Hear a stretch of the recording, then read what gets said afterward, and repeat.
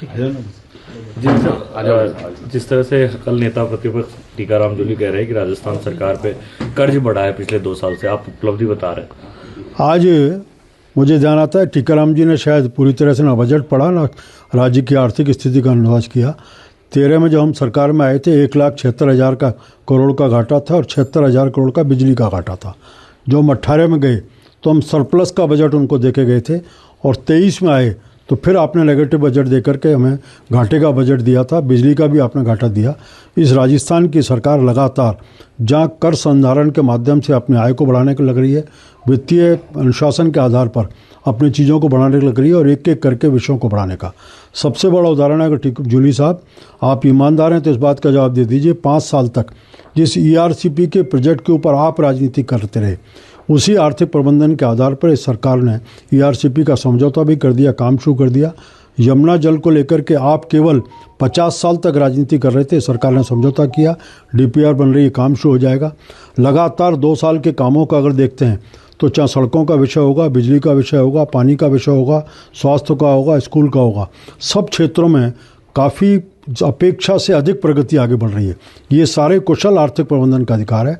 अच्छा होता कि आप ये सारे विषय उस समय उठाते जब सरकार में मंत्री थे, आपके मुख्यमंत्री थे, आपकी सरकार थी और आप लगातार केवल सत्ता को बचाने में लगे हुए थे, ना कि किसी प्रकार के जनता की चिंता करें। उनको क्यों नज़र नहीं आ रहा वैसा ये सब काम आपके? क्योंकि उन्होंने आंखों पर पर्दे डाल रखे हैं और केवल नकारात्मकता की बात करते हैं, इसका नज़र नहीं आ रहा।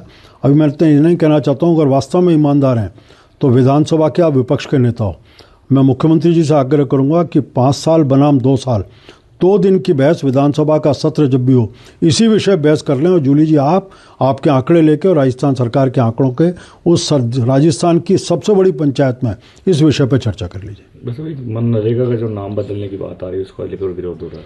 आप देखिए लंबे समय से नरेगा को विषय को लेकर के काफ़ी चीज़ चलती थी कि नरेगा जहाँ निश्चित रूप से लोगों के रोजगार का विषय था वहीं स्थायी रूप से निर्माण के विषय नहीं चलते थे।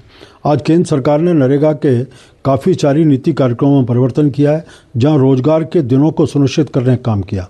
वहीं लेबर कंपोनेंट के साथ साथ जो साधन को बढ़ाने की बात, उसको बढ़ाने की बात की है और इस सब के साथ साथ कई स्थायी संसाधन खड़े हों, इस तरह की चीज़ें कांग्रेस ने कहीं हम निश्चित रूप से जहाँ रोजगार की बात, जीवन को उत्थान की बात करते हैं, वहीं साथ साथ राष्ट्र निर्माण में भी, समाज में भी कुछ स्थायी रूप से तैयार हो, इसका भी हम प्रयास कर रहे हैं, उस दिशा में काम। एक उदयपुर में फेरा फेरी का जो मुद्दा चल रहा है कि लगातार पंचायत ने विरोध करी, उनको लेकर किस तरह की? आज सारा विषय लोग मुझे मिले हैं, मैं मुख्यमंत्री जी और सरकार में इस बात करेंगे। विषय कोई केवल यहाँ का नहीं है, कई जगह का विषय है। लंबे समय से अभी पट्टों का देने का काम, अभी लगातार ऐसे शहरी संसाधन शिविर काम चल रहे हैं अभी उनमें, और उसके बाद लंबे समय से विषय है कि जो पेरिफेरी के विषय बढ़ा है उसमें कुछ असंतुलन की चीज़ें आती हैं। एक समग्र दृष्टि से इन सब के ऊपर विचार करके केवल उदयपुर नहीं और जगह भी कहीं है तो उन सब का समाधान हो, विषय को आज मिलकर के समझाए, एक बार सरकार में मुख्यमंत्री जी के साथ बैठ करके इसका कोई स्थायी समाधान निकला, इसका प्रयास किया।